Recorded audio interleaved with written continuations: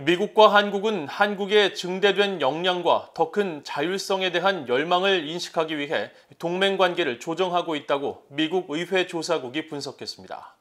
그러면서 미국과 한국이 추진 중인 전시작전 통제권 전환과 주한미군 기지 통합, 최근 양국의 미사일 지침 종료 결정을 대표적인 사례로 꼽았습니다.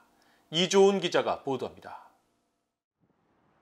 미국 의회 조사국은 최근 갱신한 미한 관계 보고서에서 두 나라의 안보 사항과 관련해 미국과 한국이 10년 넘게 준비하고 있는 전시작전 통제권 전환 작업을 동맹 조정의 대표적인 사례로 꼽았습니다. 전작권이 전환되면 전쟁 시 한국군 사령관이 미래 연합사령부의 전작권을 행사하게 되는데 한국이 연합군을 지휘하고 북한의 핵미사일 위협과 한반도 안보 환경에 대응할 수 있는 역량 향상 등 한국이 전작권을 수행할 수 있음을 입증하는 조건과 기준점을 설정했다고 강조했습니다.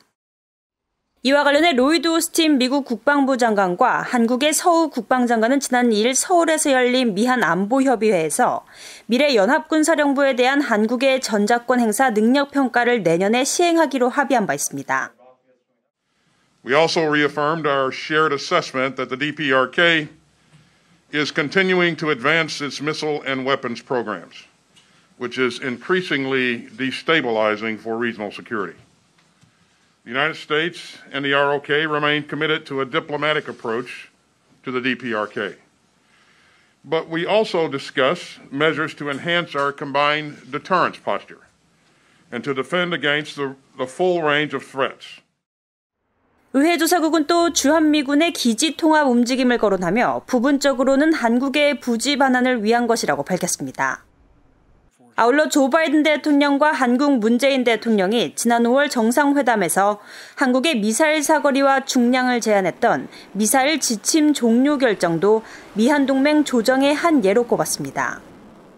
미한 양국의 대북 정책 공조와 관련해선 북한 문제가 지배적인 전략적 관심사라고 강조했습니다. 특히 한국의 문재인 대통령은 군사 충돌을 막고 한반도의 평화 구축에 필수적인 북한과의 관여를 촉진해왔지만 북한에 대한 유엔과 미국의 제재는 한국의 남북협력 활동 능력을 심각하게 제한하고 있다고 지적했습니다. 또 북한은 2019년 초부터 인도주의적 지원을 포함해 미국과 한국의 도움 제안을 무시하고 있다고 밝혔습니다. 그러면서 문 대통령은 내년 5월 임기가 끝나는 상황에서 미북 남북 외교의 정체기에 대한 대응으로 북한이 협상 테이블로 오도록 하기 위한 인센티브로 한국 전쟁을 공식적으로 끝내는 선제적인 선언을 추진하고 있다고 평가했습니다. 한국의 영내 관계와 관련해선 한국은 자국과 북한의 대중 경제 의존 때문에 북중 관계를 주시하며 대북 정책을 조정하고 있다고 밝혔습니다. 특히 한국은 미국과 일본, 호주, 인도의 안보 협의체인 쿼드와의 협력에 대해 모호한 입장을 취해왔다며 쿼드가 반중국 프레임을 피한다면 한국의 쿼드 참여 가능성은 높아질 수 있다고 분석했습니다. 보고서는 이어 전반적으로 한국은 아시아에서 미국의 가장 중요한 전략적 경제적 파트너라고 밝혔습니다. 그러면서 미한 양국 간 동맹은 미국이 동아시아와 전 세계에서 이익을 증진하는 데 도움이 되고 있다고 강조했습니다.